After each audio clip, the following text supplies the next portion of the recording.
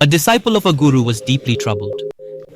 Whenever he went to the nearby village to beg for alms, he'd witness sorrow, pain, and suffering everywhere. Seeing all this, he grew restless and would pray to God to grant everyone happiness, joy, and peace. One day, a question arose in his mind. Why had the creator of this world given sorrow to all these people? Why didn't he simply bestow happiness upon everyone? With this question weighing on his mind, he approached his guru and asked, Gurudev, why are the people of this world so unhappy? Why is there misery everywhere I look? Why doesn't the creator of this world give them all happiness and joy instead? I'm deeply saddened and disturbed by all the suffering I see. When I go to the nearby villages to beg, all I see is misery and hardship. Every person seems to be unhappy about something, troubled or restless. The guru replied, all of them have been given happiness, but they fail to see it. So what can be done about this? The disciple responded, Gurudev, if there is happiness, one will see happiness, and if there is sorrow, one will see sorrow. People don't understand that even after being happy, they will still try to be unhappy. How can happiness turn into misery? There will be sadness. That's why people are sad and upset. Hearing this, the guru gave a slight smile and said, I know you are a very skilled sculptor. I want you to do something for the happiness of these people. For the happiness of these people, create a statue that will make them forget their sorrows, even if just for a short while. The disciple replied, Very well, Gurudev. I will make a statue such that anyone who sees it will forget their sorrows and pain and be filled with joy. The disciple worked tirelessly on the statue for 3 months, carving it day and night with complete dedication. After 3 months, when the statue was finally finished, he went to the guru and said, Gurudev, I have made the statue as you instructed. Anyone who lays eyes upon it will forget their sorrows and pain and be happy. Please come with me to see the statue and tell me if I have done well. The guru and his disciple approached the statue. It was truly a sight to behold, absolutely stunning and remarkable. The disciple had sculpted a beautiful girl, divine in appearance, resembling a goddess. Her smile was so captivating that anyone who gazed upon it would become lost in its beauty, forgetting their sorrows and pains, finding joy instead. The guru praised, Well done! You've created an extraordinary statue. It will surely help people escape their miseries. However, I want you to make an invisible mark somewhere on the statue's face. The disciple inquired, But why, Gurudev? The guru replied, I'll explain that to you later. The disciple then made a tiny, imperceptible mark on the statue's eyebrow, just above the eye. The guru said, All right, let's place this statue by the road outside the village. They put the statue there, and the guru and disciple stood at a distance. As villagers passed by, everyone who saw the statue became sad.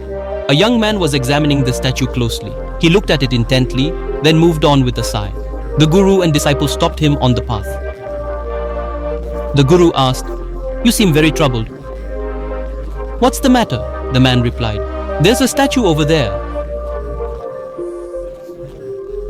It's a beautiful piece, so captivating you can't look away.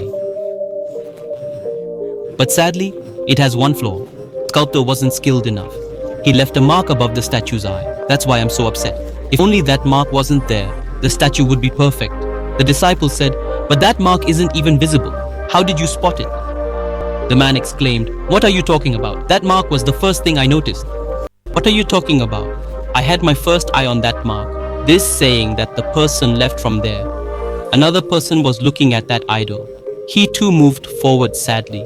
The guru and disciple asked the man. He also stopped her and asked her, What happened? Why are you looking so sad? The man said, There is a very beautiful statue there, but the sculptor was a useless man. He has left a mark on Murthy's face, which has spoiled my mind. The disciple asked, But the mark is not even visible. How did you see it? The person said, Hey, how do you talk, brother? I have to talk in the whole idol. The disciple said, Do you leave that mark and just leave it? You cannot see the idol. What if there is a small mark in it? The rest of the idol is good, is it not? The person said, Yes, the idol is amazing, divine. But if it does not have that mark, then that is why I am sad. Gradually, all the villagers saw that idol and all became sad. At the end of the evening, the king also rode in his chariot and left from there. Seeing that statue, he was amazed that such a magnificent sculpture was standing by the roadside.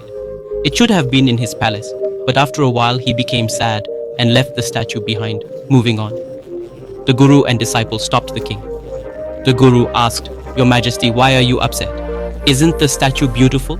The king replied, "The statue is divine, but there's a mark above the eye that isn't right. The sculptor made a mistake. Why, I'm sad. If only that mark wasn't there, this statue would have been enhancing the beauty of my royal court." Saying this, the king left. The guru and disciple both approached the statue. The disciple examined it carefully. The statue was very beautiful, with no flaws, and that mark wasn't even visible. The disciple was astonished. He said to the guru, "Gurudev, there's no imperfection in the statue. The entire sculpture is amazing and divine in form.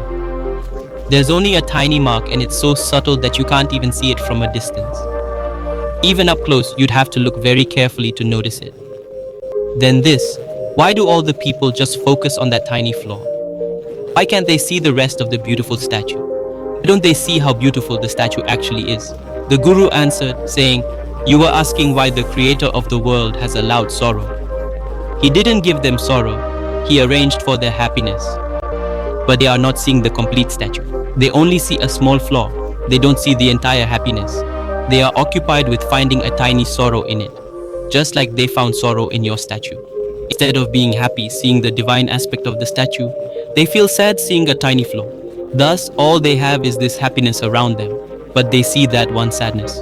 Although no magic is involved, just as in your statue, they find sadness." "There's no magic in focusing on this one flaw," the disciple asked. "But why do they do this, Gurudev?" The guru said, "Because of a restless mind. Everyone here is restless. They never see the full statue. They never see their complete happiness. They only see a small flaw. This is a small sorrow they see amidst their happiness, the entire world. Leaving behind great happiness, she clings to small sorrows. That's her life, and that's her world. If you look closely, the Creator has made everything for her happiness. These rivers, these mountains, this lush greenery, delicious fruits and food, relationships, wealth, everything has been created for her happiness. She finds misery in everything and remains unhappy.